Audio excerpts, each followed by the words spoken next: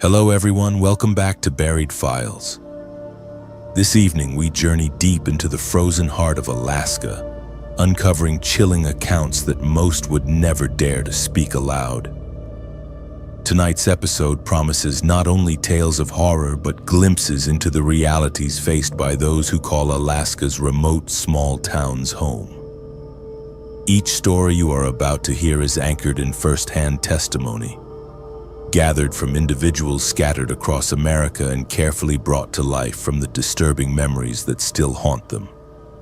The authenticity of these accounts has been treated with utmost respect, and while some names and identifying details have been changed to protect those involved, the terror remains untouched.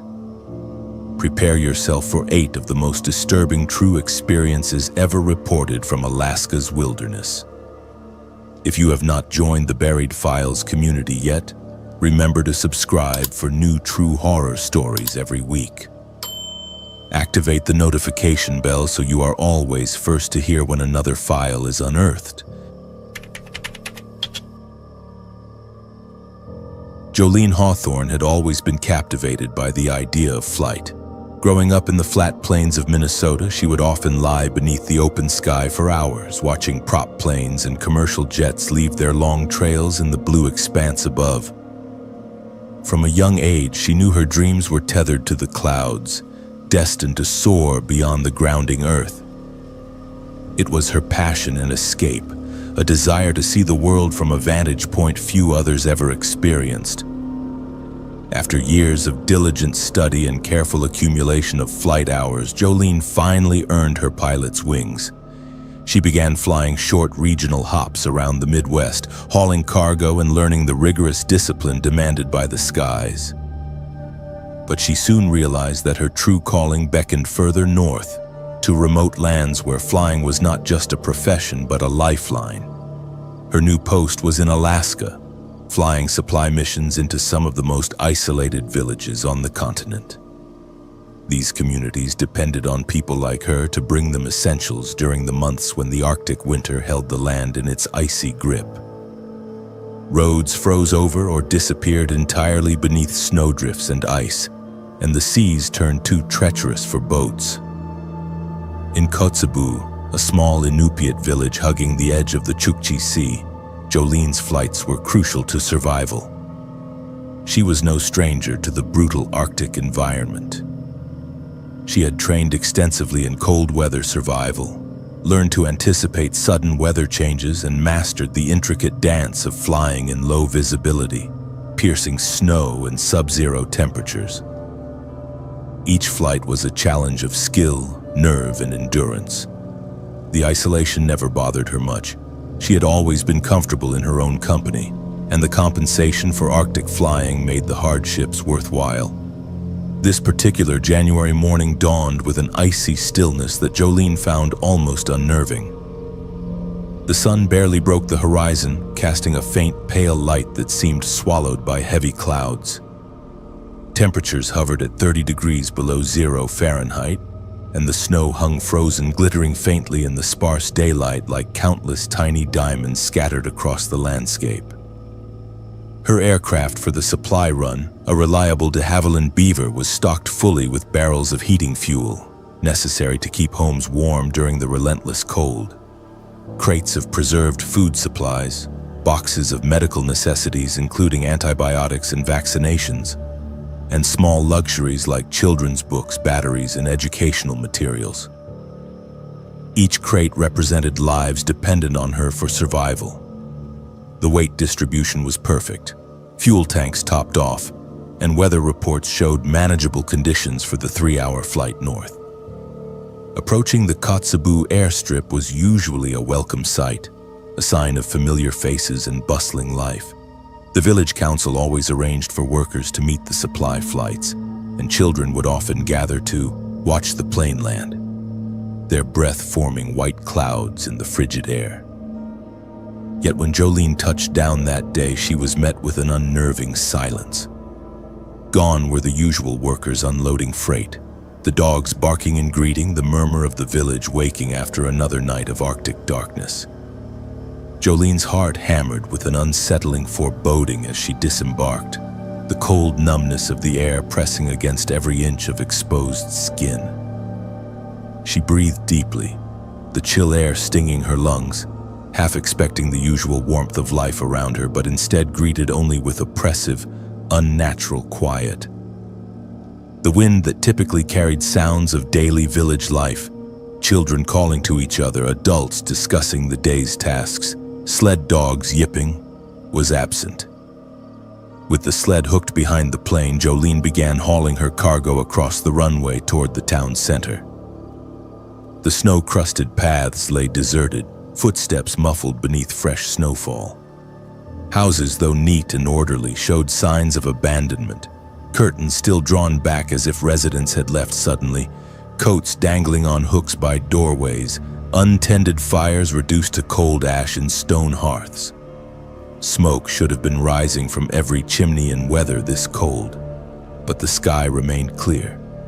A soft whisper of wind stirred through the trees, carrying nothing but a chilling sense of absence. Jolene called out, her voice fragile in the vast stillness. "Is anyone here? We have supplies. Help has arrived." But no reply answered her desperate plea. The echo of her own voice seemed to mock her from the empty buildings. The grocery store was the next stop. Usually alive with the daily rhythms of the village, today it stood frozen in time. The front doors were thrown open as if escape had been sudden and urgent. Shelves remained undisturbed, stocked with canned goods, and the smell of stale air lingered. A tattered newspaper lay scattered on the floor, dated 2 weeks previous. Money still sat in the cash register, and a half-eaten sandwich on the counter had begun to mold. Trying to reach the council office via radio offered no comfort. Only static hissed back in response. Her emergency frequencies produced nothing but white noise. Her concern deepened, but training pushed her forward. In situations like this, protocol demanded a thorough search before declaring an emergency.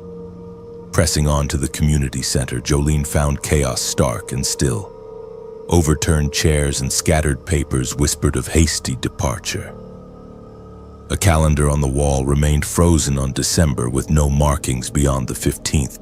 Her flashlight beam captured frozen snapshots of a life abruptly halted.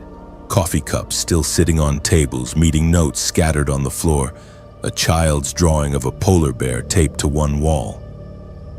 Suddenly, a door upstairs slammed sharply, echoing through the empty halls. Jolene's heart pounded against her chest as she ascended cautiously, flashlight beam dancing nervously ahead of her. The rooms were empty save for scattered personal effects. Books left open, a doll lying face down on a cracked floorboard, winter clothes strewn about as if people had dressed quickly. On one wall, a solitary note caught her eye, its message smeared but unmistakable.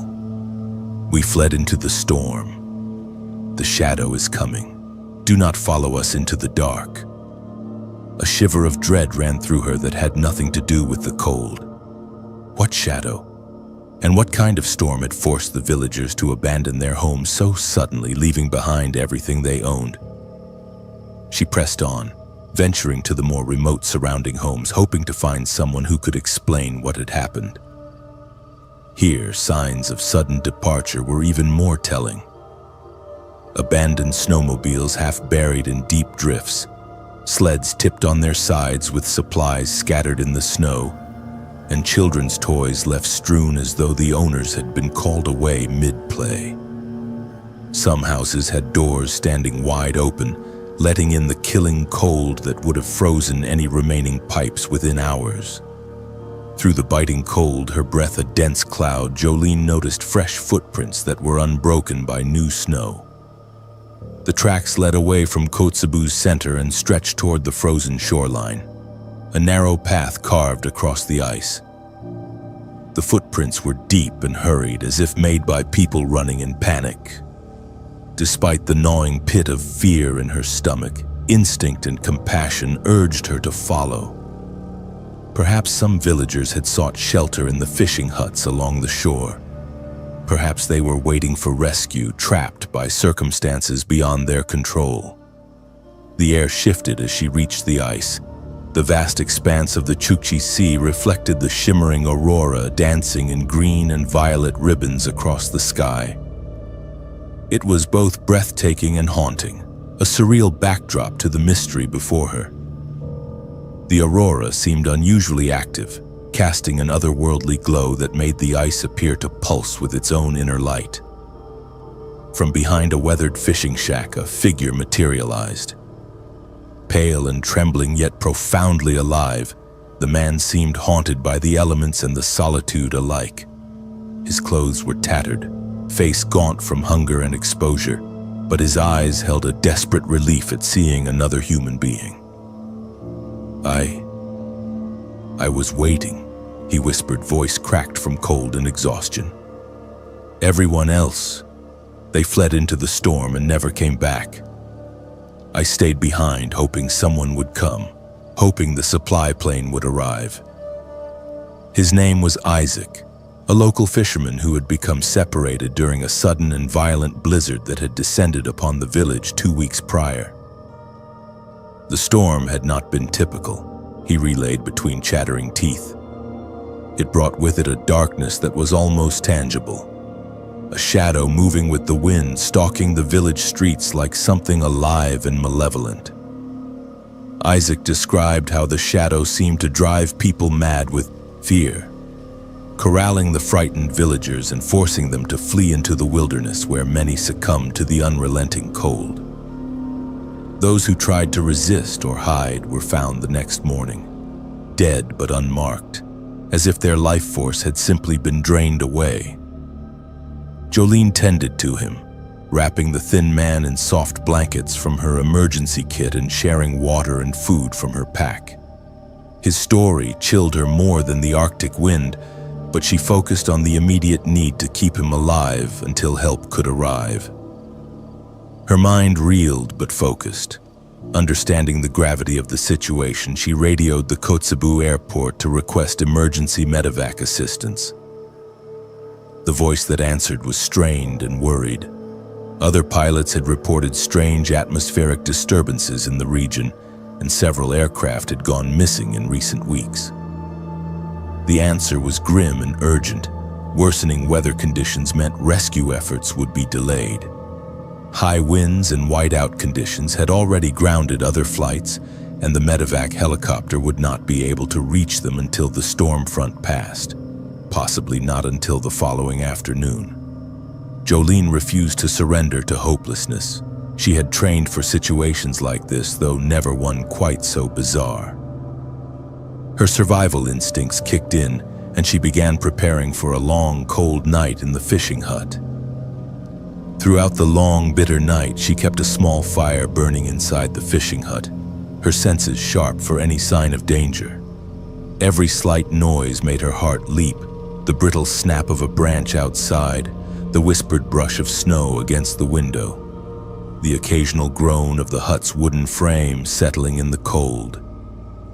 Her imagination painted sinister shapes just outside the fragile circle of firelight, and Isaac's mumbled warnings about the shadow did nothing to calm her nerves. The feeling of being watched was constant, gnawing at her calm. Several times she thought she glimpsed movement through the frosted windows, but when she peered outside with her flashlight, nothing was there except swirling snow and the dancing aurora overhead. As dawn's pale fingers finally crept over the horizon, a distant thrum shattered the silence. The whop-whop of helicopter blades sliced through the cold air, growing steadily louder until the bright orange rescue aircraft appeared through the morning haze.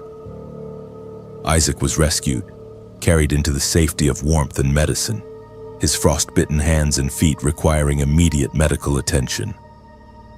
As the helicopter lifted off, Jolene took a final lingering look at the village. Kotzebue stood lost and silent, a ghost of itself beneath the pale Arctic sun.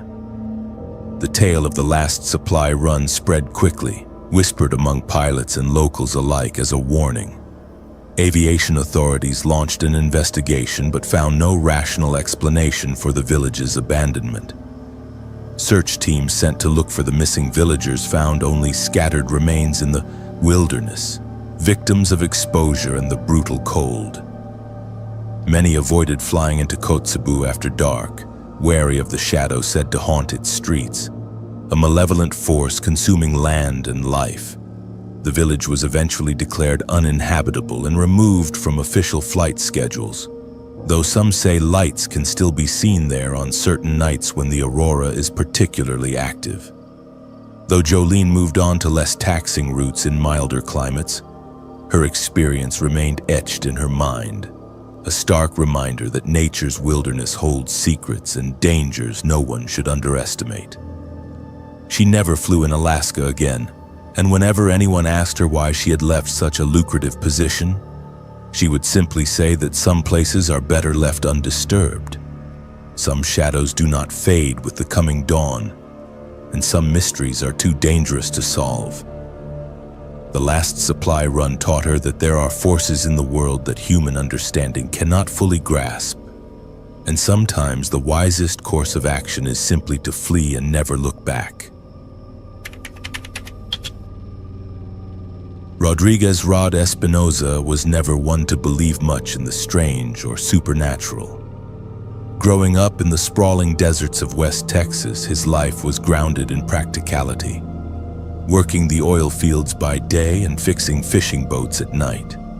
His hands were calloused from years of hard work, his face weathered by the harsh southwestern sun, and his worldview shaped by the reliable predictability of machinery and honest labor. When an opportunity came to work in Alaska as a commercial fisherman, he jumped at the chance, eager for a fresh start and an adventure he could brag about back home in the bars of El Paso. Nome was unlike anything Rod had ever experienced. The vast white plains of frozen sea stretched endlessly in every direction, broken only by the occasional cluster of fishing huts and the jagged silhouette of distant mountains that rose like ancient sentinels against the pale sky. The midnight sun was a strange companion during the summer months, casting an ever-present glow that blurred day into night and left Rod's internal clock completely confused. But it was during the harsh winter months that he truly began to understand the mystique of this remote place. It was here that Rod learned of Nome's annual ice fishing contest, a beloved tradition that brought together the scattered fishing community during the harshest season of the year. The contest was not just about catching fish.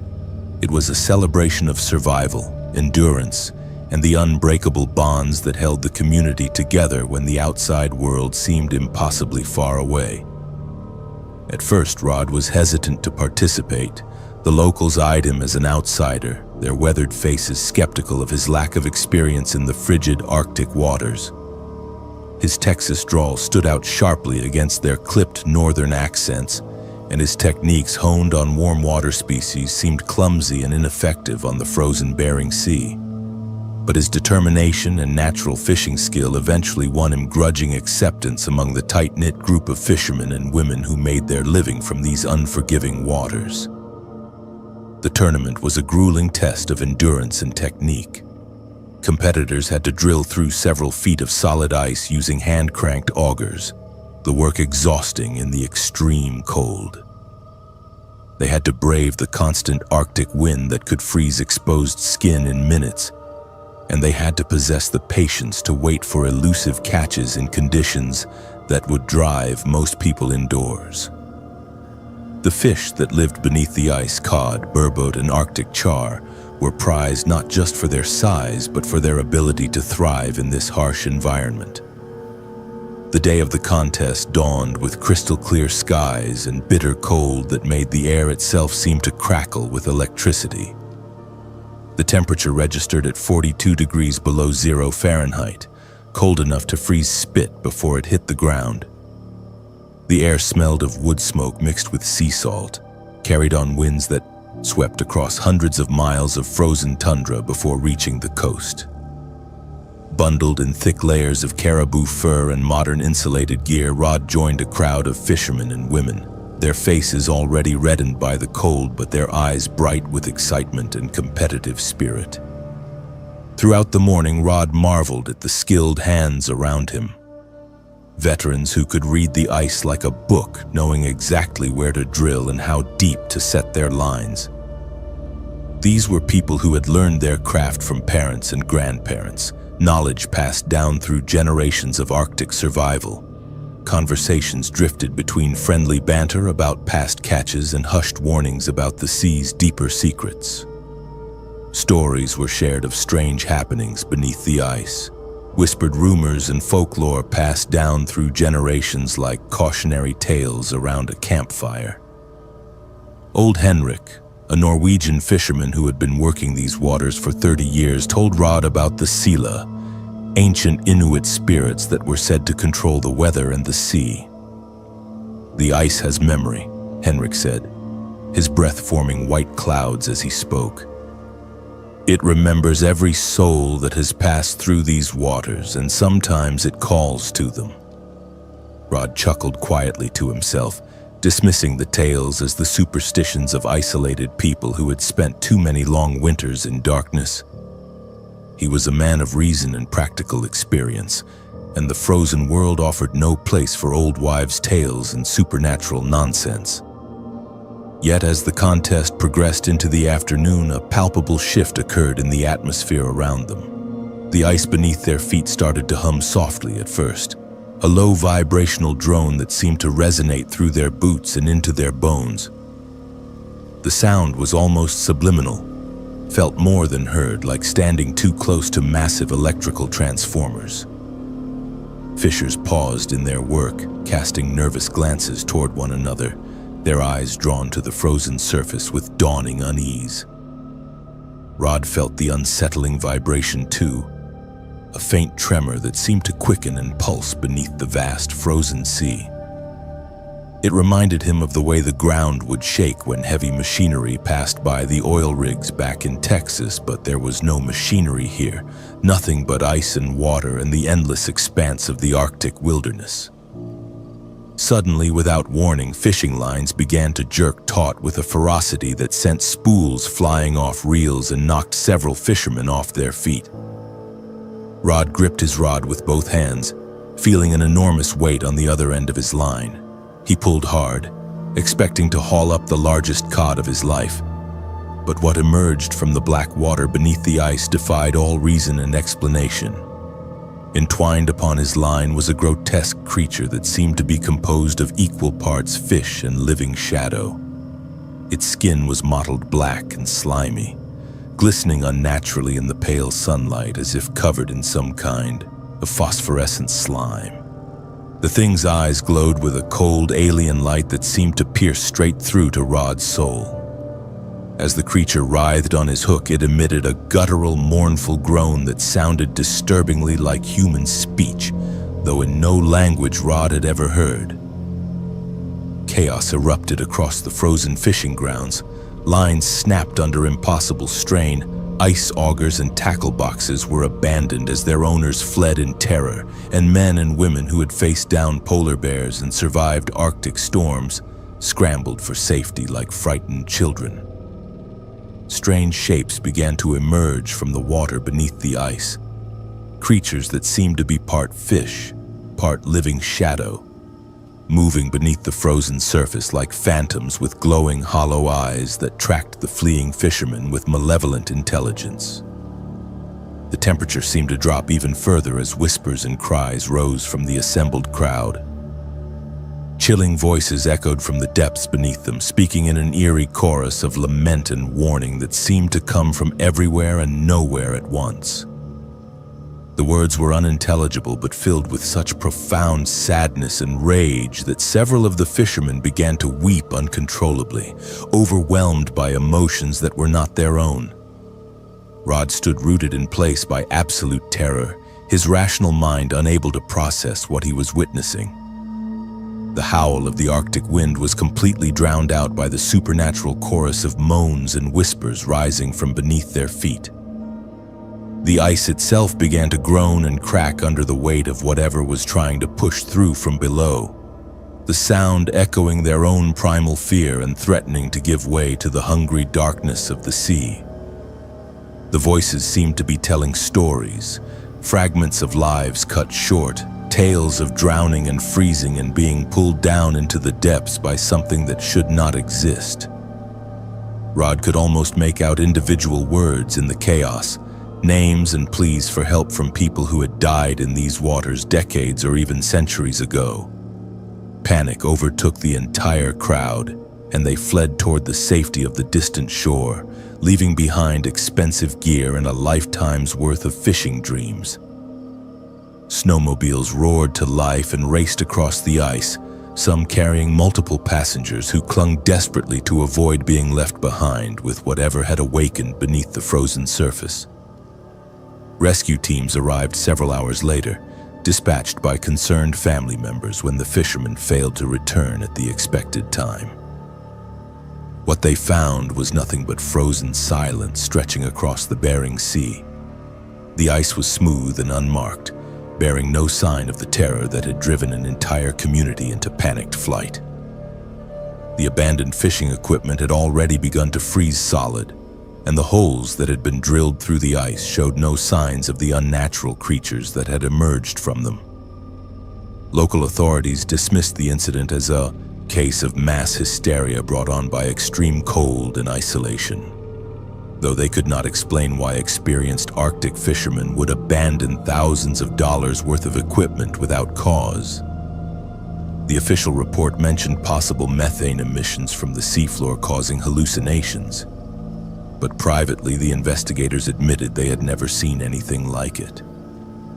The elders of the community whispered of the ice claiming more than fish that day. It had claimed their faith in the natural order of things and their understanding of what was possible in this world.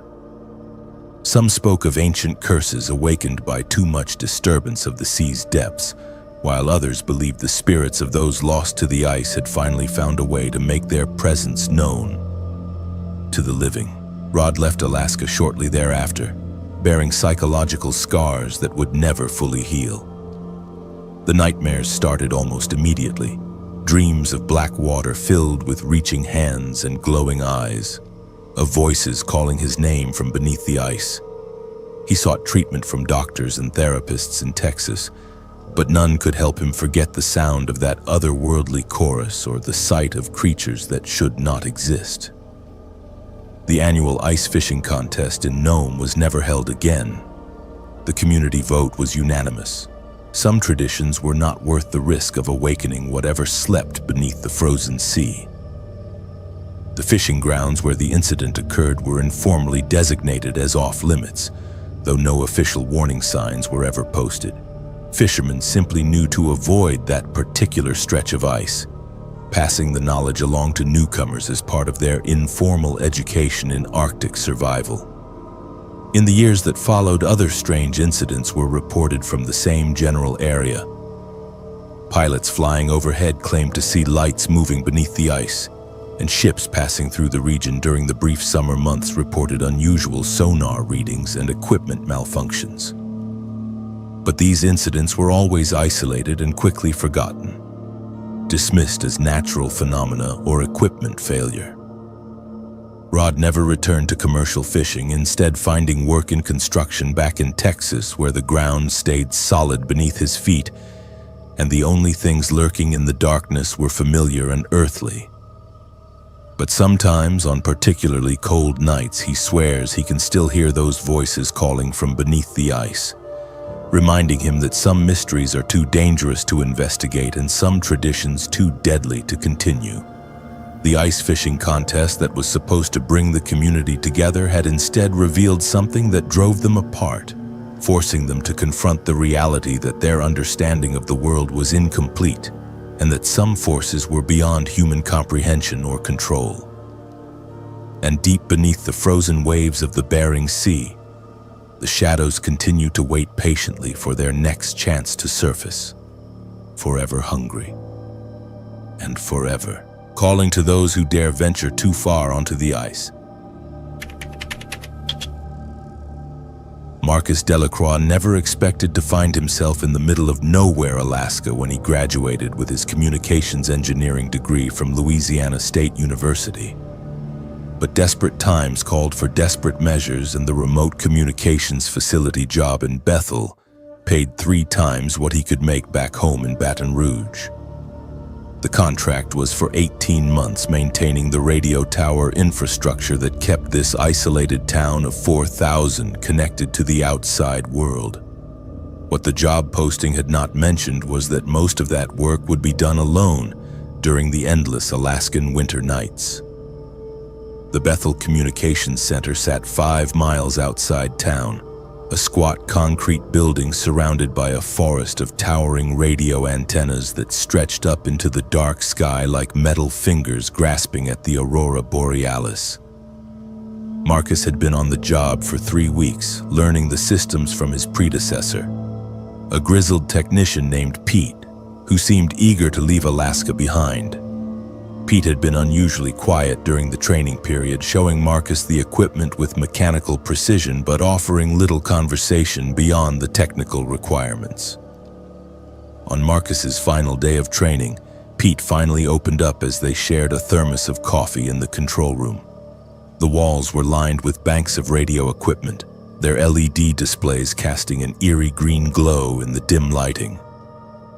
Outside, the wind howled across the tundra, rattling the building's metal siding with a sound like distant applause. "Listen, Marcus," Pete had said, his weathered face serious in the electronic glow. "You are going to hear things up here that do not make sense." Radio waves bounce strange in this part of Alaska. Atmospheric conditions, northern lights, all sorts of scientific explanations for what might come through those speakers. He gestured toward the communication arrays. "But there are some transmissions you just need to ignore. Turn the volume down, log them as interference, and move on with your shift." Marcus had laughed it off at the time, assuming Pete was just trying to spook the new guy. But as the Louisiana native settled into his routine over the following weeks, he began to understand what Pete meant. The radio equipment picked up all manner of strange signals bouncing around the Alaskan atmosphere. Sometimes it was Russian military chatter from across the Bering Sea. Other times it caught fragments of conversations from aircraft flying overhead or ship-to-shore communications from vessels in the Bering Strait. Most nights, Marcus worked alone in the communications center from 10 p.m. until 6 a.m., monitoring the equipment and performing routine maintenance on the transmitters that kept Bethel connected to the outside world. The isolation never bothered him much. He had always been comfortable with his own company, and the job paid well enough that he could tolerate the loneliness for 18 months. He brought books to read during the quiet hours and had installed a small television in the break room to help pass the time. It was during his 6th week on the job that Marcus first heard the voice that would change everything. He was performing a routine check on the emergency communication frequencies when a woman's voice crackled through the static, clear as day, despite the poor signal quality. "This is Jennifer Walsh calling for help. My coordinates are 61.4 degrees north, 161.8 degrees west. I have been stranded here for 2 days. My snowmobile broke down and I need immediate assistance. Please respond if anyone can hear this transmission." Marcus immediately grabbed his logbook and started transcribing the message. Emergency calls were rare but not unheard of in the Alaskan bush, and it was his responsibility to relay any distress signals to the appropriate rescue services. He tried to respond on the same frequency, but the transmission seemed to be one way only. The woman repeated her message twice more before the signal faded back into static. Marcus spent the next 20 minutes trying to re-establish contact with the stranded woman while simultaneously calling the Alaska State Troopers to report the emergency. The coordinates she had provided placed her somewhere in the remote wilderness southwest of Bethel, an area known for its dangerous terrain and unpredictable weather conditions. The trooper on duty took down all the information and promised to dispatch a search team at first light. 3 days later, Marcus learned from the local newspaper that no rescue operation had found anyone at those coordinates. The search team had discovered the wreckage of a snowmobile, but it had been there for years, partially buried under snow and vegetation. More disturbing was the discovery they made while investigating the area more thoroughly. The remains they found nearby were identified as Jennifer Walsh, a wildlife researcher who had gone missing in that exact location 7 years earlier. Marcus tried to rationalize the experience. Radio waves could travel vast distances under the right atmospheric conditions. Perhaps he had somehow picked up an old transmission that had been bouncing around the ionosphere for years before finally reaching his equipment. It was a stretch scientifically, but stranger things had happened in the world of radio communications. But the rational explanations became harder to maintain as the weeks passed, and similar incidents occurred with increasing frequency.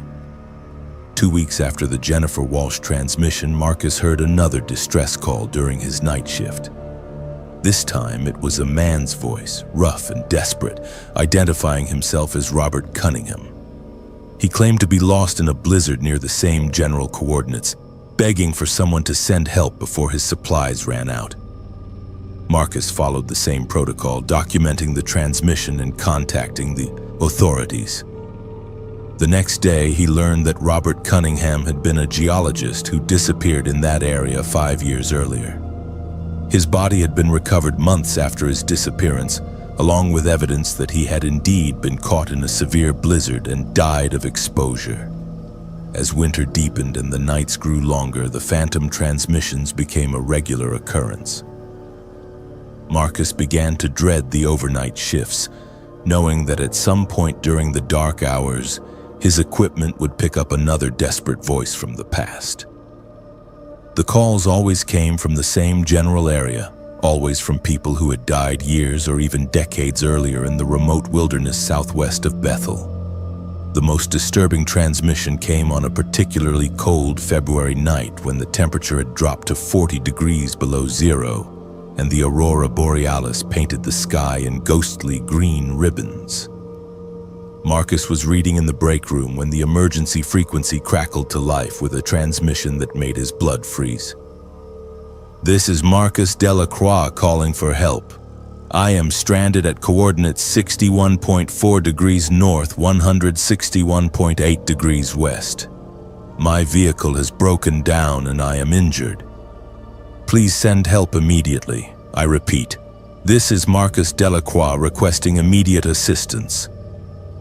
The voice was unmistakably his own, though distorted by static and distance. Marcus listened in horror as his own voice repeated the distress call twice more before fading back into the white noise of the radio equipment. His hands shaking, he checked the transmission logs and confirmed that the signal had indeed come from the same coordinates where all the other phantom calls originated. Marcus spent the rest of that shift sitting in stunned silence, staring at the radio equipment and trying to process what he had heard. There was no rational explanation for receiving a distress call in his own voice from coordinates he had never visited. The implications were too terrifying to fully contemplate, but one possibility kept forcing its way into his thoughts. Were the transmissions predictions rather than echoes from the past? Was the radio equipment somehow picking up signals from people who were destined to die in that cursed patch of wilderness? The thought filled him with a dread so profound that he could barely function for the remainder of his shift. The next morning, Marcus drove straight to the airport and purchased the first available ticket back to Louisiana. He never returned to collect his belongings from the apartment in Bethel, and he never completed his 18-month contract with the communications company. The job was eventually filled by another technician from the lower 48, a young man from Ohio who lasted exactly 6 weeks before he too abandoned his post and fled Alaska without explanation. Marcus now works for a television station in New Orleans, safely surrounded by the familiar sounds and sights of his home state. But sometimes, late at night when atmospheric conditions are just right, he swears he can still hear those phantom voices calling for help from the Alaskan wilderness. And he has never forgotten the sound of his own voice, desperate and afraid, calling out from coordinates he prays he will never visit. The communications center in Bethel has changed hands several times since Marcus left, but it continues to operate with a high turnover rate among overnight technicians. The local authorities no longer respond to emergency transmissions from the coordinates southwest of town, having learned that any rescue attempts in that area inevitably end in tragedy. The wilderness there remains empty and silent except for the phantom voices that continue to broadcast their eternal pleas for help into the cold Alaskan night. Destiny Washington had always been drawn to adventure, but nothing in her comfortable life in Washington, D.C. had prepared her for the brutal realities of seasonal work in Alaska. The 24-year-old political science graduate had signed up for a summer job at the Pacific Salmon Processing Facility in Ketchikan. Lured by the promise of good wages and the chance to experience the last frontier firsthand, what she discovered during the long Alaskan nights would haunt her for the rest of her life. The cannery sat on the edge of Tongass Narrows like a massive metal beast, its corrugated steel walls streaked with rust and salt spray. Built in the 1940s, the facility had processed millions of pounds of salmon over the decades, employing seasonal workers from all over the world who came north for the intense but lucrative fishing season. Destiny arrived in May when the daylight stretched nearly 20 hours and the air still carried the crisp bite of winter. Her supervisor, a gruff Alaskan native named Charlie Tutok, assigned her to the night shift on the processing line. The work was exhausting, standing for 12 hours straight, gutting and cleaning fish in the refrigerated facility while industrial machinery roared around them. But the pay was excellent, and Destiny found a certain meditative rhythm in the repetitive work, her hands moving automatically while her mind wandered. For the first month, everything seemed normal. The cannery operated around the clock during peak season, with 3 shifts of workers keeping the production line moving.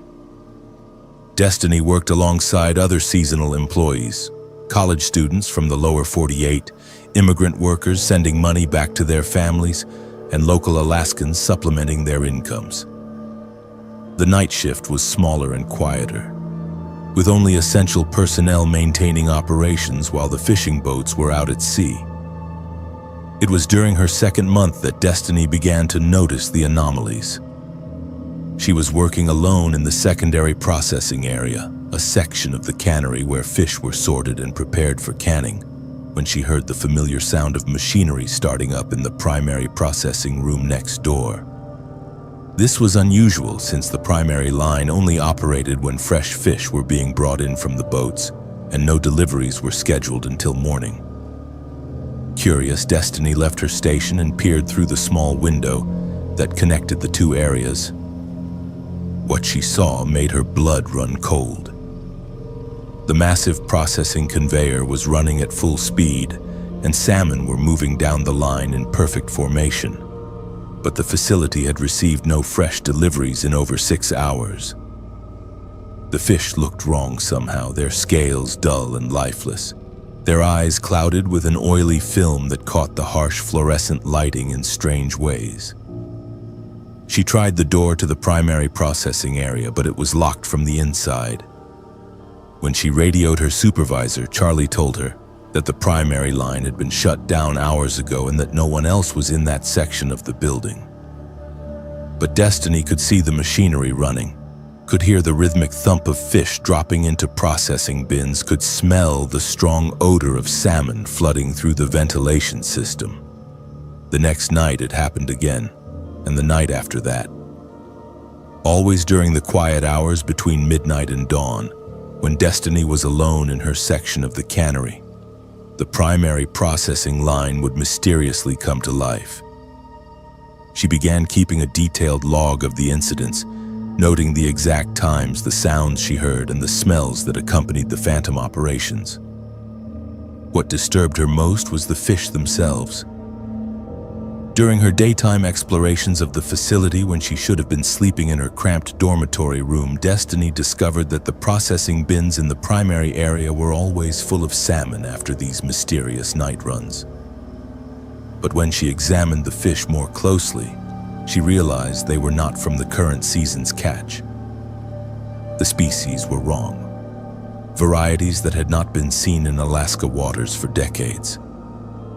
The flesh was discolored and had a waxy texture that felt nothing like fresh fish. When she brought her concerns to Charlie, he dismissed them with an uncomfortable laugh. "Old buildings make strange noises," he said, avoiding her eyes. "Equipment runs on timers sometimes. You are just not used to the sounds yet." But Destiny noticed that he never volunteered to work the night shift himself, and when she pressed for more information about the cannery's history, he became evasive and changed the subject. It was Martha Kayahat, an elderly Tlingit woman who worked in the administration office, who finally told Destiny the truth. Martha had grown up in Ketchikan and remembered when the cannery was built, displacing a traditional fishing camp that had operated on the same site for hundreds of years.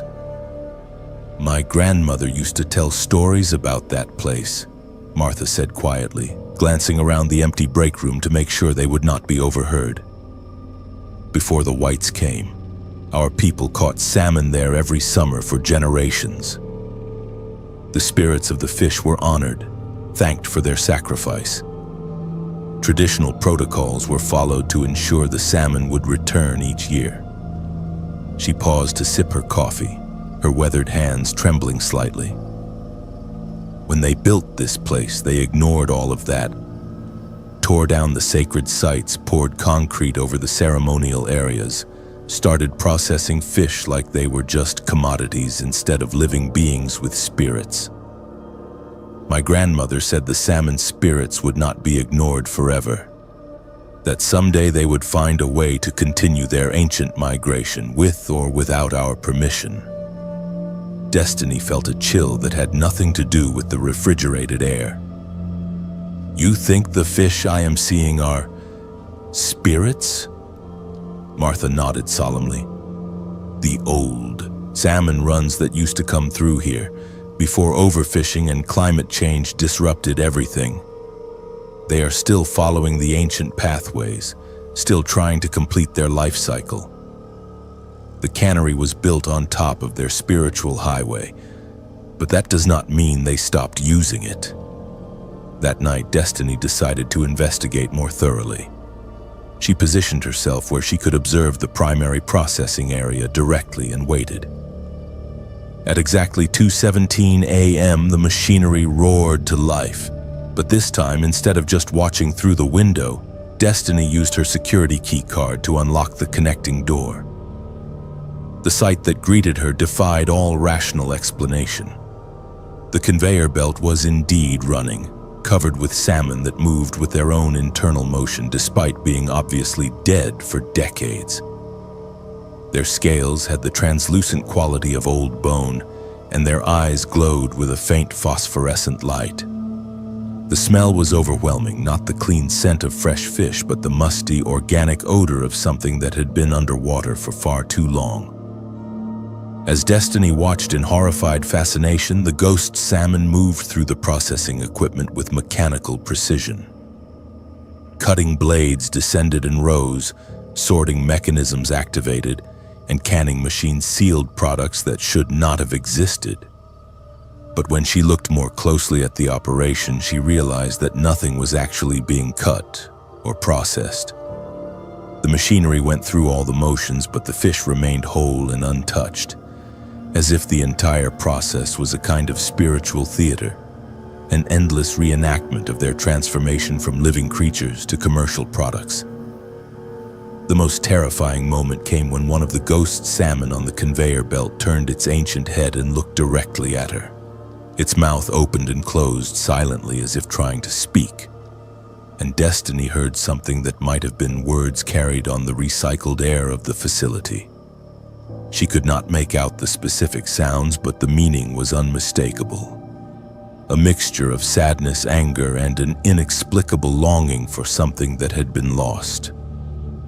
Destiny backed slowly toward the door, her heart pounding so hard she could hear it over the roar of the machinery.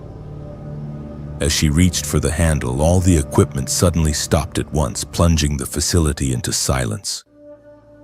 The conveyor belt was empty, the processing bins were clean, and the overwhelming smell of ancient fish disappeared as if it had never existed. She quit her job the next morning, packing her belongings and booking the first flight back to Washington, D.C. Before she left, Martha Keahat sought her out and pressed a small carved pendant into her hand. A traditional salmon design carved from whale bone. "For protection," the elderly woman said, "in case they followed you home." For months after returning to D.C., Destiny was plagued by nightmares about glowing fish eyes and the sound of processing machinery running in empty buildings. She changed careers, abandoning her plans for graduate school in political science and instead pursuing a degree in indigenous studies, focusing on the intersection of traditional ecological knowledge and modern industrial practices. She never returned to Alaska, but she often wondered about the Pacific Salmon Processing Facility and whether the ghost salmon still ran their eternal processing line during the quiet hours of the night. In her research, she discovered that similar phenomena had been reported at industrial sites built on traditional hunting and fishing grounds throughout the Arctic, places where the old agreements between humans and the natural world had been forgotten or ignored. The carved salmon pendant that Martha had given her sat on Destiny's desk as she worked, a constant reminder that the boundaries between the living and the dead, between the past and the present, were far more permeable than most people realized. And sometimes, late at night, when she was working alone in her apartment, she would swear she could hear the distant sound of processing machinery and smell the unmistakable scent of ancient fish carrying messages from a world that modern society had tried very hard to forget. The spirits of the salmon continued their eternal migration, processing through facilities that existed in both the physical and spiritual realms, following pathways that had been established long before humans arrived on the continent and would continue long after the last cannery had rusted away. They were patient, persistent, and utterly indifferent to human schedules and industrial efficiency. They had work to do, ancient protocols to follow, and no amount of concrete or steel could stop them from completing their journey. Destiny Washington had learned that some jobs came with responsibilities that extended far beyond the terms of employment, and that some workplaces operated according to rules that were much older and more complex than anything covered in an employee handbook. The cannery continued to process its phantom catch every night, and somewhere in the endless cycle of spiritual fish moving through ghostly machinery, the old agreements were still being honored by beings that remembered when respect for the natural world was not just a philosophical concept, but a matter of survival. Kimiko Nakamura Williams had always believed that the world was deeper, stranger, and more mysterious than most gave it credit for. As a 29-year-old award-winning photographer from Portland, Oregon, she specialized in extreme landscape shots, preferring storms, mountains, volcanic fields, and the wildest, loneliest places she could find. But none of her adventures in the lower 48 compared to what Alaska had begun to mean to her. The land was Earth's memory, the sky a living canvas, and beneath it lived legends and darkness that no camera could fully capture. It was the third time she had come to Utqiagvik, the northernmost settlement in the United States, chasing the fabled auroras. This winter, storms had battered the coast for weeks, keeping most residents huddled indoors. Kimiko was restless. Her partner Samuel texted regular warnings from Anchorage. "Stay in the hotel, play it safe, the polar night is dangerous, you know the stories." But she had grown impatient, and after a particularly fierce blizzard finally cleared, Kimiko packed her camera bag, extra batteries, her tripod, thermal layers, 2 flasks of tea, and set out alone into the barren darkness of the North Slope's untamed tundra. To Kimiko, night in Alaska was not the simple closing of a curtain, but a transformation of reality. She trudged through powdery snowbanks, the ice crunching beneath her boots, her breath rising in shining clouds that danced in the pale glow of her headlamp. Out over the flat horizon, ribbons of green and violet shimmered through the thin clouds. Her first sign in days that the auroras were returning. All she wanted, she told herself, was one perfect shot. The northern lights twisting above a skeletal driftwood fence, the twin bluffs in the background, a faint glow on the horizon, some hint of the wild, cold stars above. She set up her tripod, checked her exposure, and waited, heart beating time with the silent pulse of the Arctic air. Around her, the silence was profound, a living, sentient thing. Hours passed in stillness. The auroras strengthened, swirling curtains climbing higher and burning more brightly. Kimiko clicked frame after frame, awed by the ever-shifting choreography overhead. But something was different tonight. The lights rippled in strange new ways, converging into arches so defined they looked almost unnatural, segmented like a stained glass window shattered across the sky. She zoomed in on her long lens, seeking detail. And behind the aurora, through it, she saw shadows, a flicker of movement that didn't belong. Long, spindly forms, deeper than black. Not the shadows of clouds or mountain, but figures tall as telephone poles with arms outstretched as though trying to tear through the veil of light. She blinked, wiped her lens for frost. For a moment, she convinced herself it was an illusion, tricks of the eye, perhaps pareidolia, the brain's desperate attempt to force pattern on cosmic chaos. But it happened again. Then again. Each photo, the outlines clear as ice crystal, the shadows moving as the aurora shifted, drifting closer to the foreground. Desperate to stay rational, Kimiko adjusted settings and extended her exposure. Her camera's screen flickered in the biting dark. She clicked, counted, clicked again. In the 10th frame, one of the shadows had come nearer to the camera than before. Now sharply defined, its face a hollow emptiness, arms angled as if reaching forward. A deep surge of terror crawled up her spine. They weren't tricks of technology. She felt it, a pressure like static electricity, as though the air itself turned sentient, humming quietly with menace. At that very moment, another subtler sensation began, a ringing in her ears, growing louder until it seemed to vibrate in her skull. Kimiko's vision pulsed at the edges. She tried to pack up, but her hands moved clumsily, her sense of balance off. The lights overhead quickened, dancing in frenetic spirals, illuminating not only the land but what now stood openly upon it.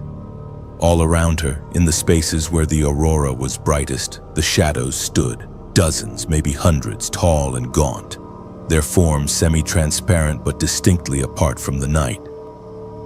They pressed at the borders of the real, leaning in, the ground beneath them shimmering like disturbed puddles. Kimiko staggered backwards, falling to one knee. For a brief, nightmarish instant, the air itself seemed to split with an inaudible scream. Then impossibly, the shadows began to move in her direction, sliding across the snow without disturbing a flake. In her mind, she heard a cacophony, dozens of distant, wordless voices full of longing and despair, each voice shaped like a memory she could not recall. She grabbed her camera, abandoning her tripod and nearly crawling back toward her snowmobile. Every few yards, she fought the urge to glance behind her, to see whether the silent figures had gained on her. But terror propelled her forward. When Kimiko reached her snowmobile, it would not start. The electronics flickered weakly, then died, as if the batteries had been drained by something pouring out of the sky.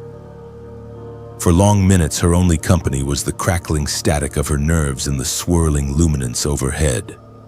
In desperation, she pulled out her emergency radio and attempted to call for help, but only a high, ghostly wail came through. mingled with what sounded like distant voices uttering unspeakable syllables. Sobbing, Kimiko huddled beside her pack, scanning her photos while her numbed fingers struggled to function. In every frame, the shadows had come closer, until one frame showed a face just outside her headlamp's glow, its features an agonizing ambiguity, perhaps pleading, perhaps hungry, perhaps both. For hours she sat there, listening to the auroras hum like the world's saddest violin, waiting for the dawn that would never come. In the Arctic winter, the sun rose only for a handful of moments each day and would not return in earnest for weeks. She drifted in and out of shivering sleep, haunted by visions of impossibly long arms reaching for her, by eyes she could never quite see. Eventually, morning brought a search party, a group of Utqiagvik locals who had seen her hastily abandon tripod and followed her snowmobile's tracks by headlamp and intuition. They found Kimiko shivering, eyes wild, clutching her camera like a lifeline. They bundled her onto their sled and sped her back to town, where elders muttered blessings against the spirits that stalked the dark tundra. When Kimiko processed her images weeks later in the safety of her hotel, the digital anomalies were still visible. Forms that should not be, faces that could not exist, each more defined at the places where the auroras raged brightest. She learned from the elders that the Inupiat have long believed the northern lights are more than just light. They are the spirits of the dead, or portals to other realms, or the veils of ancient ones who sometimes try to return when the sky opens wide. The villagers told her she had been lucky, or perhaps unlucky, to have come so close. When the sky dances most wildly, an old Inupiaq woman told her, never answer if you hear your name whispered, or the ones in the lights will find a way to pull you through. Kimiko left Utqiagvik with her art portfolio forever changed and her certainty forever shaken. For the rest of her life, she would avoid photographing auroras, unable to shake the feeling that something in the sky had seen her too, and might one day come looking for her when the darkness returned. Thomas Tom Begay had learned about respect from his grandmother long before he ever set foot in Alaska. Growing up on the Navajo Nation in Arizona, he was taught that the land held memories, that certain places demanded acknowledgement, and that ignoring the warnings of elders could bring consequences that lasted generations. When he moved north to pursue his dream of running the Iditarod, he carried those lessons with him, though he never expected to need them in quite the same way. Tom had always been drawn to sled dogs. There was something about their fierce loyalty, their incredible endurance, and their ability to navigate the most treacherous terrain that spoke to him on a fundamental level. After years of training in the lower 48, he finally saved enough money to purchase a team of experienced racing dogs from a musher outside of Fairbanks. The seller, an old Norwegian man named Eric, warned him about certain sections of the trail, but Tom assumed he was talking about natural hazards. Thin ice, sudden weather changes, areas prone to whiteout conditions. It was only later, after he had been living in Alaska for several months and had gotten to know some of the local Inupiaq elders, that he began to understand the deeper meaning behind Eric's warnings. The old Inupiat woman who ran the general store in town, Mary Kunguk, took a liking to Tom, perhaps recognizing a kindred spirit in someone who understood the importance of traditional knowledge. Over cups of tea during the long winter evenings, she began to share stories that her own grandmother had told her. Stories about places where the spirits of the dead still walked, where ancient things slept beneath the snow, and where even the bravest hunters feared to tread. There are sections of the old trails, Mary told him one evening, her weathered hands wrapped around a steaming mug, where the Tornit once lived. The giant people, the ones who came before us, they were not evil, but they were not human either, and when they left warnings behind. The dogs know. They can smell the old anger, the old sadness. A wise musher listens to his dogs. Tom nodded politely, filing the information away as folklore. Interesting, but not immediately practical. He was focused on training, on building the stamina and teamwork necessary for the 1,000-mile race that would test everything he had learned about survival in the Arctic wilderness. His first real encounter with the supernatural came in late February, during what was supposed to be a routine training run along a section of the Iditarod Trail that wound through dense spruce forest about 50 miles northeast of his base camp. The weather was perfect for mushing, cold but not brutally so, with just enough wind to keep the dogs alert but not enough to create dangerous conditions. His team was running beautifully, moving in perfect synchronization across the packed snow, their breathing steady and their pace sustainable for the long haul. The lead dogs were Nanook and Koda, two experienced Siberian huskies who had run the Iditarod 3 times with their previous owner. They were intelligent, reliable, and had never given Tom any reason to doubt their judgment, which was why he was so surprised when they suddenly began to slow down, their ears flattening against their heads as they approached what looked like a perfectly ordinary section of trail winding between tall evergreens. At first, Tom assumed they had caught the scent of wildlife, moose perhaps, or a bear den. He called out encouragement, urging them forward, but instead of responding to his voice, both dogs came to a complete stop and began to whimper. The rest of the team bunched up behind them, and within moments, all 12 dogs were showing signs of extreme agitation. Tom set his snow hook and walked up to examine the trail ahead. To his eyes, there was nothing unusual, just the familiar ribbon of packed snow disappearing into the shadows between the trees. The forest was quiet except for the occasional creak of branches in the wind, and the air carried only the clean, sharp scent of snow and pine. But as he stood there trying to understand what had spooked his dogs, he began to feel it too. A subtle wrongness that made his skin crawl and sent his grandmother's warnings echoing through his memory. The temperature seemed to drop suddenly, though his thermometer showed no change. The wind died completely, leaving a silence so profound that his own heartbeat sounded thunderous in his ears. And then, from somewhere ahead in the forest, came a sound that made every nerve in his body scream in alarm. A low, rhythmic drumming that seemed to come from the earth itself. Tom's dogs began to howl in unison, a mournful sound that spoke of fear deeper than any natural instinct. Nanook was pulling against his harness, trying desperately to turn the team around, while Koda had dropped to his belly in the snow, trembling with terror. The other dogs were backing up, tangling their lines in their desperate attempt to retreat from whatever lay ahead. As the drumming grew louder, Tom began to hear other sounds layered beneath it, voices singing in a language he did not recognize, the scrape of bone against stone, and something that sounded disturbingly like massive footsteps moving through the forest. The air itself seemed to thicken, becoming harder to breathe, and the shadows between the trees began to move in ways that defied the pale light filtering through the canopy. Tom had heard enough stories from his grandmother about respecting the warnings of the spirits to know when he was in over his head. Without hesitation, he pulled up the snow hook and helped turn his terrified team around. The dogs needed no encouragement to run in the opposite direction. They took off at a pace that would have been dangerous under normal circumstances, racing back along the trail as if their lives depended on it. It was only when they had put several miles between themselves and that cursed section of forest that the dogs began to calm down. Tom stopped the team and checked each animal carefully, looking for signs of injury or distress, but aside from elevated heart rates and nervous panting, they seemed physically unharmed. What disturbed him more was the way they kept looking back along the trail. Their ears pricked forward as if listening for sounds of pursuit.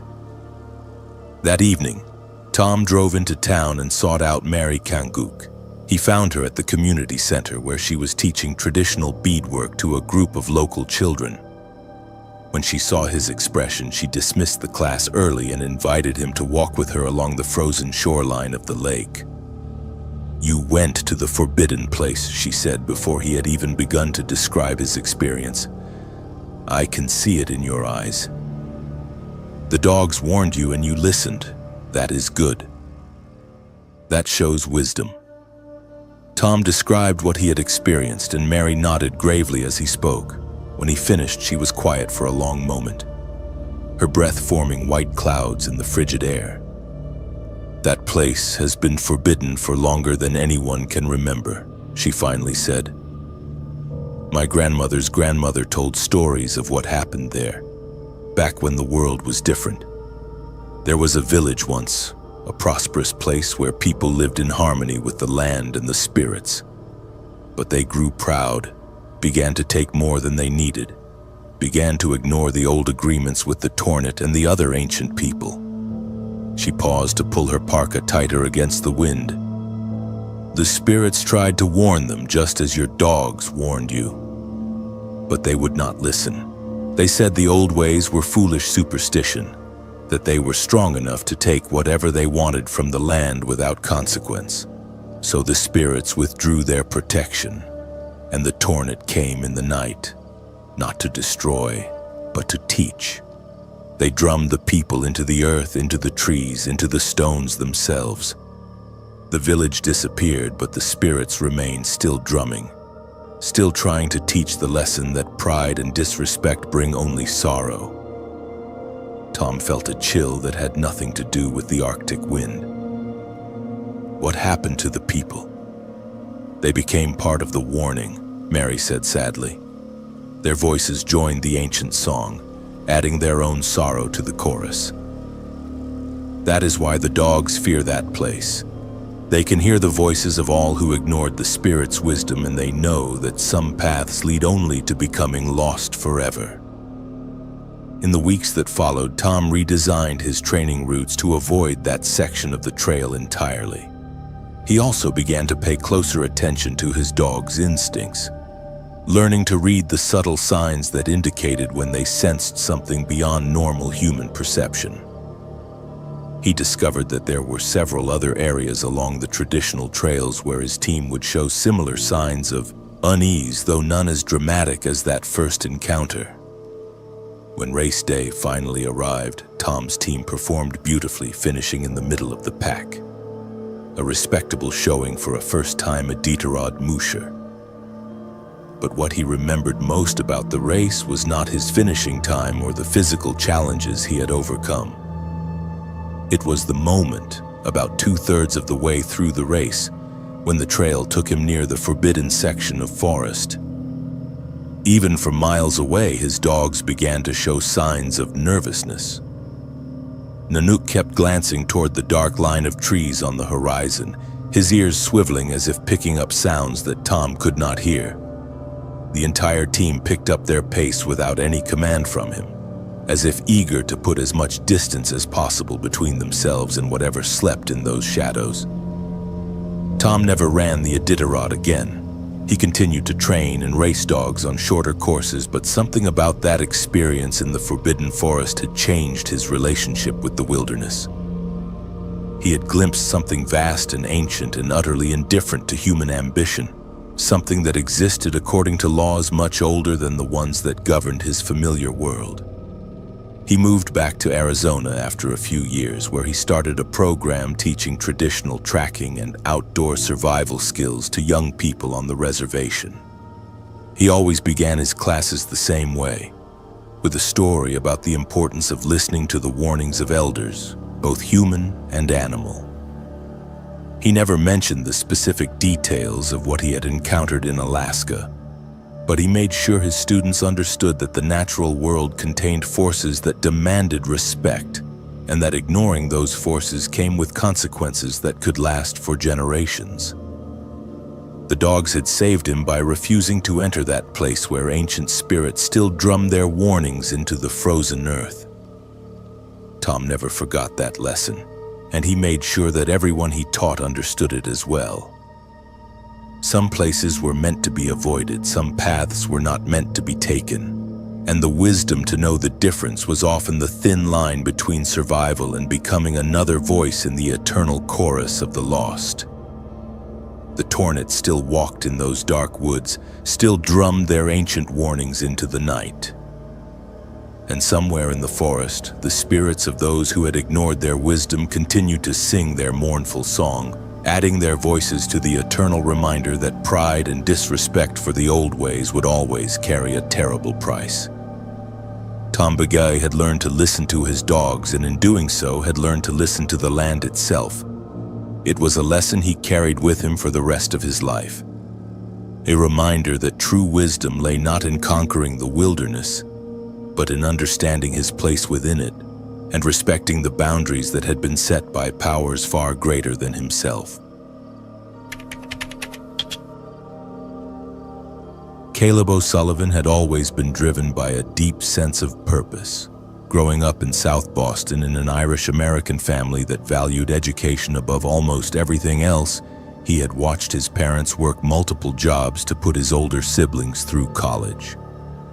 When it was his turn, Caleb chose education as his major, determined to make a difference in the lives of children who might not otherwise have access to quality schooling. After graduating from Boston College with his teaching degree, he applied for positions in remote areas where teachers were desperately needed. The offer from Nukumgak, a village of fewer than 200 people situated deep in the Alaskan bush, seemed like exactly the opportunity he had been looking for. The village was so remote that it could only be reached by small aircraft, and the previous teacher had left abruptly in the middle of the academic year without explanation. The school superintendent in Bethel had been honest about the challenges: extreme isolation, harsh weather conditions, and cultural barriers that could make teaching difficult for outsiders. But the salary was competitive, and the chance to make a real impact was undeniable. Caleb arrived in Nukumgak on a cold September morning when the tundra was already showing the first signs of winter's approach. The village consisted of a few dozen small houses clustered around a community center, a general store that also served as the post office, and the school, a modest two-room building that served children from kindergarten through 8th grade. The high school students were sent to boarding schools in larger towns, a practice that had created some tension in the community over the years. The school building itself was newer than most of the other structures in the village, built in the late 1990s with federal funding. It had modern heating, electricity powered by diesel generators, and internet access that worked when weather conditions permitted. Caleb's living quarters were attached to the school in a small apartment that had been designed for visiting teachers. It was sparse but comfortable, with a kitchenette, a sleeping area, and a small office where he could prepare lessons. His students ranged in age from 5 to 14, with a total enrollment of 18 children from 12 families. Most were Yupik, with a few mixed heritage students whose families had moved to the village from other parts of Alaska. Caleb had studied basic Yupik language and cultural practices during his preparation for the position. But he quickly realized that textbook knowledge was very different from the lived reality of teaching in a community where traditional ways of life were still very much alive. For the first few weeks, everything went smoothly. The children were initially shy around their new teacher, but Caleb's enthusiasm and genuine respect for their culture gradually won them over. He incorporated local knowledge into his lessons, asking elders to visit the classroom to share traditional stories and teaching methods. The parents seemed pleased with his approach, and he began to feel that he was truly making a difference. It was in early October that Caleb first noticed something unusual about his students' artwork. During a free drawing period, he observed that several of the children were creating remarkably similar images. Intricate patterns of spirals and geometric shapes that seemed far too sophisticated for their age levels. When he asked about the drawings, the children would look at each other nervously and mumble that they had learned the patterns from the other teacher. This confused Caleb since he was the only teacher in the village, and the previous teacher had left months before any of these particular patterns had appeared in their work. When he asked for clarification, 10-year-old Mary Tulimak told him matter-of-factly that the night teacher shows us things when you go to sleep. Intrigued rather than alarmed, Caleb assumed the children were talking about some kind of cultural education that happened outside of school hours. Many indigenous communities had traditional teaching methods that operated parallel to formal education, and he respected the importance of those practices. He made a mental note to speak with some of the village elders about coordinating his curriculum with whatever traditional instruction the children were receiving. But as the weeks passed, the situation became more puzzling. The children began displaying knowledge of subjects that were far beyond their grade levels.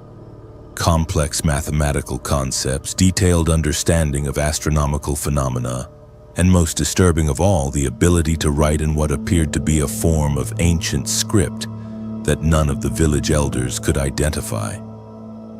The breakthrough came during a parent-teacher conference in late October. Caleb was meeting with Robert and Susan Akaran, the parents of 8-year-old Tommy, when he mentioned the boy's remarkable progress in mathematics. Tommy had begun solving algebraic equations that should have been incomprehensible to a third grader, and when Caleb asked him where he had learned these techniques, Tommy had given the same answer as the other children. The night teacher showed me. Robert and Susan exchanged worried glances. "There is no night teacher," Susan said quietly. "We thought Tommy was learning these things from you during regular school hours."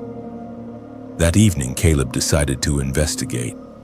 He waited in his apartment until he was certain the village was asleep, then quietly made his way into the main classroom. The school was dark and silent, heated only enough to prevent the pipes from freezing. He settled into a chair in the back of the room and waited, telling himself that he would probably see nothing more than shadows cast by the security lighting. At exactly 2:17 a.m., the classroom began to change. The temperature dropped noticeably and a faint phosphorescent glow began emanating from the walls themselves. The desks and chairs rearranged themselves silently into a perfect circle, and symbols began appearing on the blackboard, the same intricate patterns that had been showing up in his students' artwork. Then they began to arrive, not through the doors or windows, but simply materializing in the classroom as if stepping through invisible doorways. They appeared to be children at first glance, but their proportions were subtly wrong. Too tall for their apparent age, with elongated limbs and faces that seemed both ancient and ageless. Their clothing was traditional Yupik style, but appeared to be made from materials that caught and reflected light in impossible ways. The phantom students took their places in the circle of desks and began to study the symbols on the blackboard. Their learning methods were unlike anything Caleb had ever witnessed. They absorbed information directly without the need for repetition or explanation. Complex mathematical formulas, astronomical charts, and linguistic patterns flowed from the blackboard into their consciousness with perfect efficiency.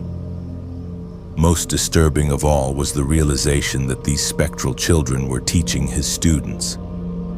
Real children began to appear in the classroom, not physically, but as translucent projections of themselves, still asleep in their beds but somehow present in this otherworldly classroom. Tommy Akaran was there, along with Mary Tulimak and most of Caleb's other students. They sat in the circle with the phantom children, learning the same impossible lessons with the same supernatural efficiency. Caleb watched in fascination and growing horror as the night school conducted its session. The subjects being taught were far beyond elementary level.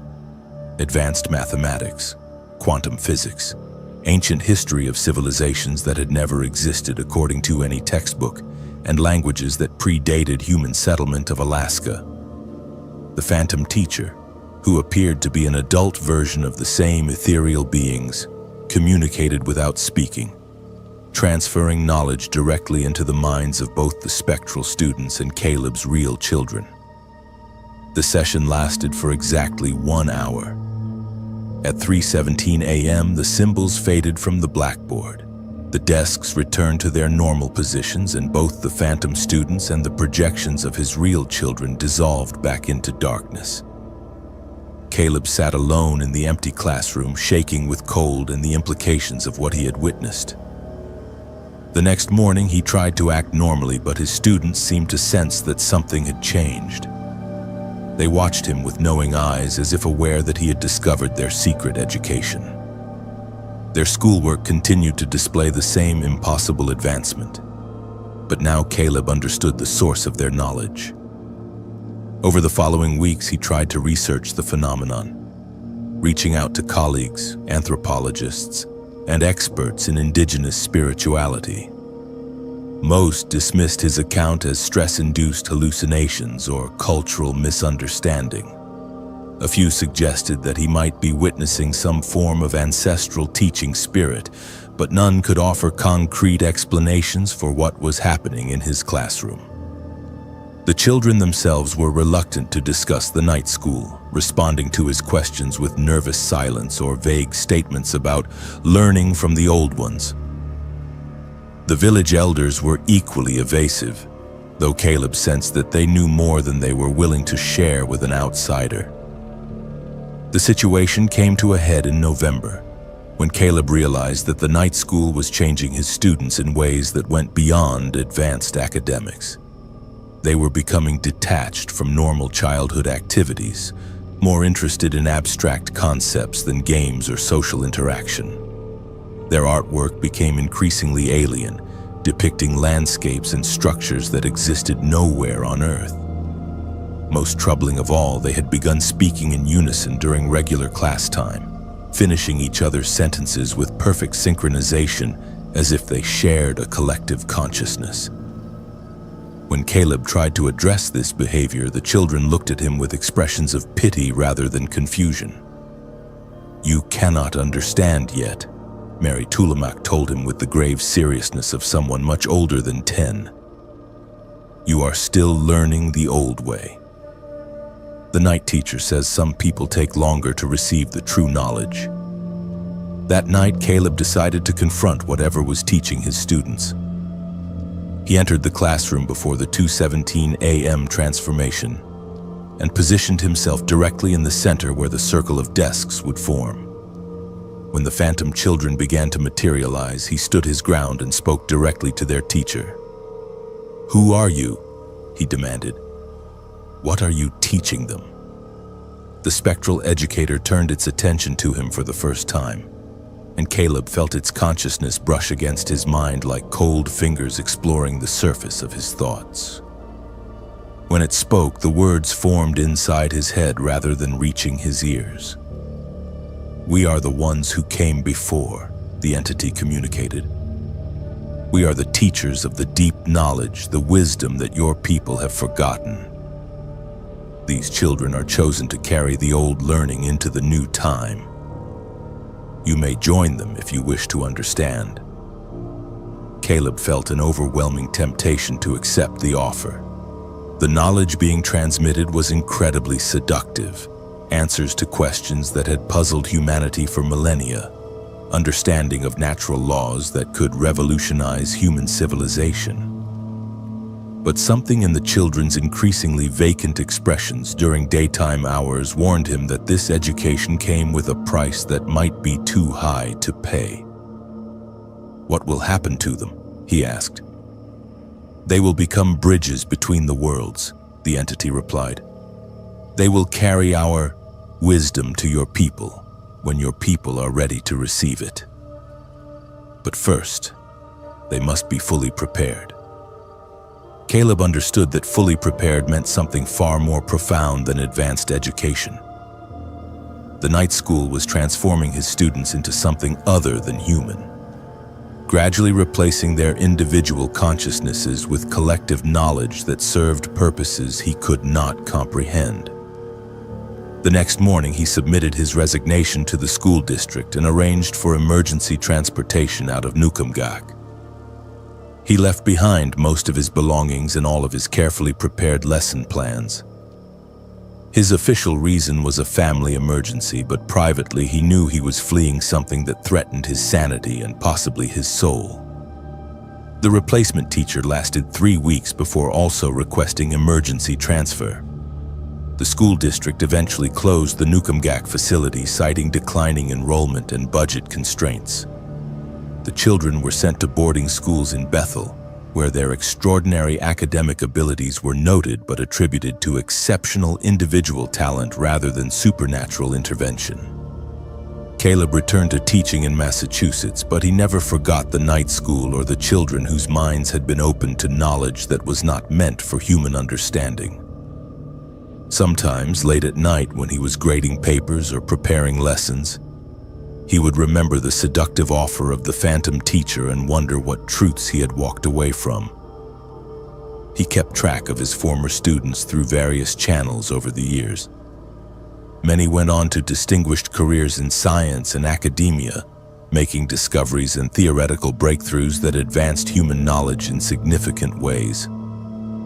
But those who knew them personally often commented on their detached, otherworldly demeanor and their tendency to speak as if they were accessing information from sources beyond normal human experience. The night school continued to operate in Nukumgak, even without a formal educational facility. Local pilots reported seeing lights in the abandoned school building during winter nights, and occasionally hunters would encounter children in the wilderness who spoke in languages that had never been cataloged by linguists. The village elders maintained their silence, understanding that some forms of education were too dangerous for outsiders to comprehend. Caleb O'Sullivan had learned that teaching was not always about imparting knowledge to students.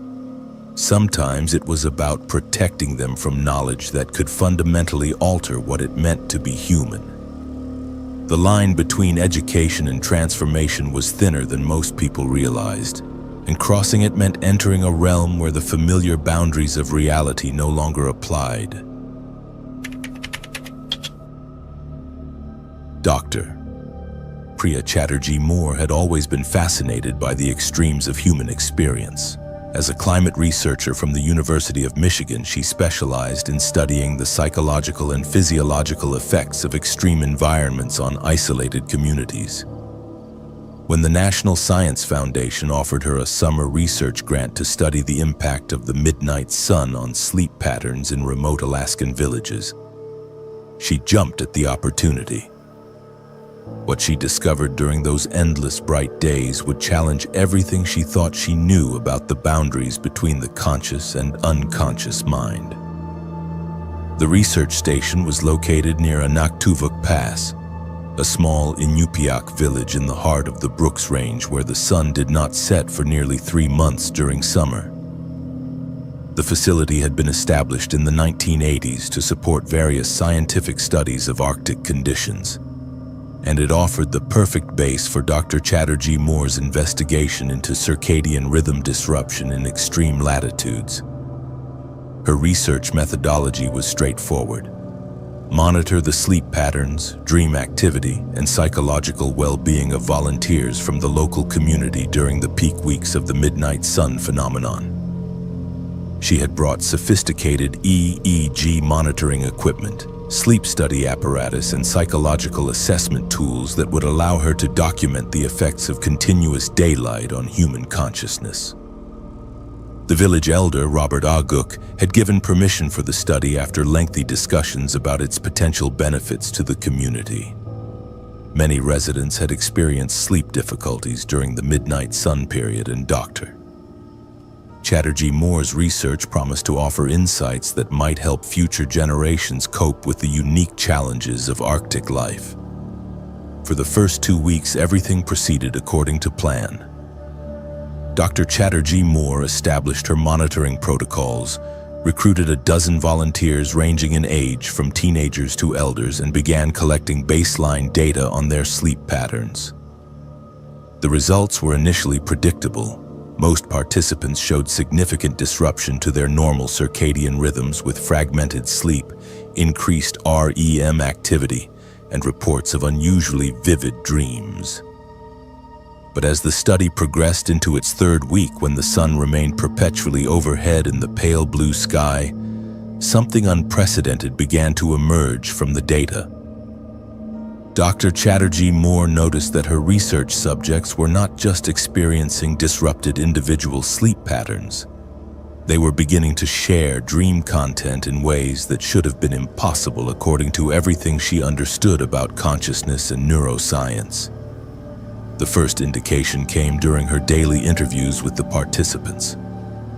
Sarah Kunalak, a 28-year-old teacher, described a recurring dream about walking through a vast ice cave filled with glowing symbols carved into the walls. When Dr. Chatterjee Moore interviewed 16-year-old Tommy Aguk later that same day, he described almost identical dream imagery, down to specific details about the arrangement of symbols and the quality of light within the cave.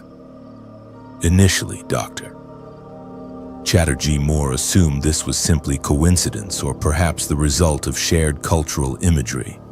Many indigenous communities had common mythological and spiritual symbols that might naturally appear in dreams. But as she continued collecting data, the shared dream experiences became too frequent and too specific to dismiss as cultural overlap. By the fourth week of the study, all 12 participants were reporting variations of the same core dream narrative. They described finding themselves in a vast underground chamber where dozens of people sat in perfect stillness, their eyes closed but their minds somehow active and aware. In the dreams, the participants could communicate without speaking, sharing thoughts and emotions with perfect clarity. Most disturbing of all, they began to recognize the other dreamers as their fellow research subjects, people they were meeting in some kind of shared unconscious space. Dr. Chatterjee Moore's EEG monitoring confirmed that something extraordinary was happening. During the hours when participants reported shared dreaming experiences, their brainwave patterns showed remarkable synchronization. The alpha and theta waves that typically indicated deep sleep states were occurring simultaneously across multiple subjects, even when they were sleeping in different locations throughout the village. The breakthrough came when Dr. Chatterjee Moore decided to monitor her own sleep patterns using the same equipment. As someone who had grown up in Michigan and had never experienced the midnight sun phenomenon, she expected to show different patterns from the local residents. Instead, she found herself drawn into the same shared dream space that her research subjects had been describing. The experience was unlike anything she had ever encountered in her scientific career. In the dream, she found herself standing in the vast underground chamber, surrounded by the sleeping figures of her research participants and dozens of other people she did not recognize. The space felt more real than reality itself, filled with a kind of crystalline clarity that made normal waking consciousness seem foggy and incomplete by comparison. In the center of the chamber stood a figure that seemed to be composed of pure light. Not the harsh brightness of the midnight sun, but a soft golden radiance that conveyed warmth and ancient wisdom. When the entity spoke, its words formed directly in Dr. Chatterjee Moore's mind rather than reaching her through her ears. "You have come to study the effects of endless light on the human mind," the entity communicated. "But you have discovered something far more significant. When the barriers between day and night dissolve, other boundaries become permeable as well. The midnight sun opens doorways that remain closed during the normal cycle of light and darkness." Dr. Chatterjee Moore found herself able to respond through pure thought. "What kind of doorways? What is this place?" "This is the collective unconscious made manifest," the entity replied. "A space where individual minds can meet and share experiences across the boundaries of physical existence. Your people call it dreaming, but it is more than that. It is a return to the original state of human consciousness, before you learn to separate yourselves from each other and from the deeper rhythms of the natural world." As the entity spoke, Dr. Chatterjee Moore became aware that she could perceive the thoughts and emotions of everyone else in the chamber.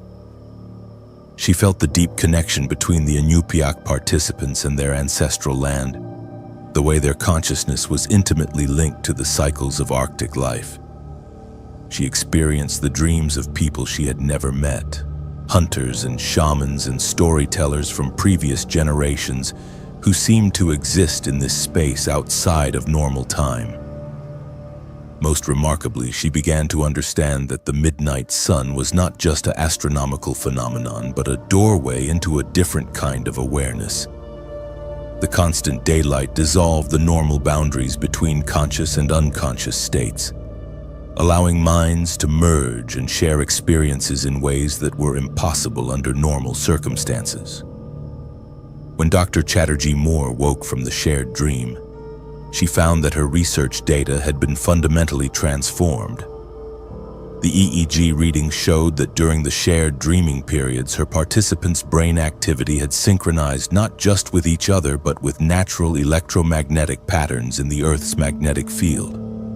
The midnight sun was somehow facilitating a form of consciousness that connected human awareness directly to planetary rhythms.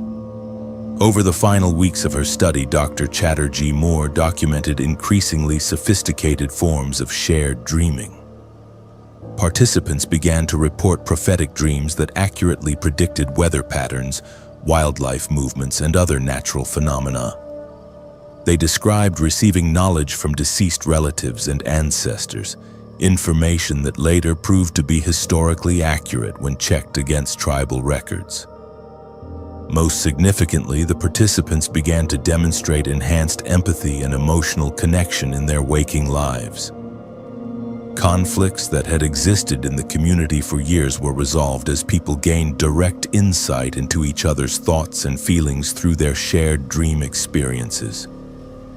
Children began showing advanced understanding of traditional ecological knowledge that typically took years to acquire through conventional learning. When the midnight sun period finally ended and normal day-night cycles returned, the shared dreaming experiences gradually faded. Dr. Chatterjee Moore's participants retained memories of their collective unconscious adventures, but they could no longer access that state of merged awareness. The EEG synchronization disappeared, and individual dream patterns returned to normal variations. Dr. Chatterjee Moore returned to Michigan with data that challenged fundamental assumptions about consciousness, individual identity, and the relationship between human awareness and natural cycles. When she attempted to publish her findings in mainstream scientific journals, her work was rejected as unscientific and impossible to replicate under controlled laboratory conditions. But she continued her research, focusing on indigenous communities in extreme environments where normal boundaries of human experience were stretched to their limits.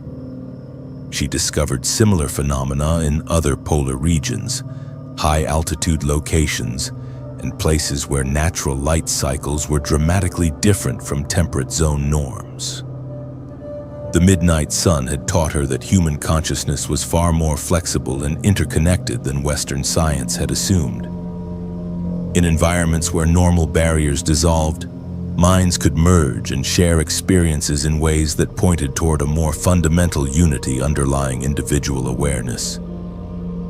Dr. Chatterjee Moore never forgot the feeling of perfect connection she had experienced in the shared dream space beneath the endless Arctic sun. It had shown her that the boundaries between self and other, between past and present, between human consciousness and natural rhythms, were far more permeable than most people realized. The midnight sun continued to rise over Anaktuvuk Pass every summer, offering the same opportunity for expanded awareness to anyone willing to surrender their normal assumptions about the nature of consciousness and individual identity. Some doorways, she had learned, only opened when the familiar patterns of light and darkness were replaced by the eternal radiance of the Arctic summer.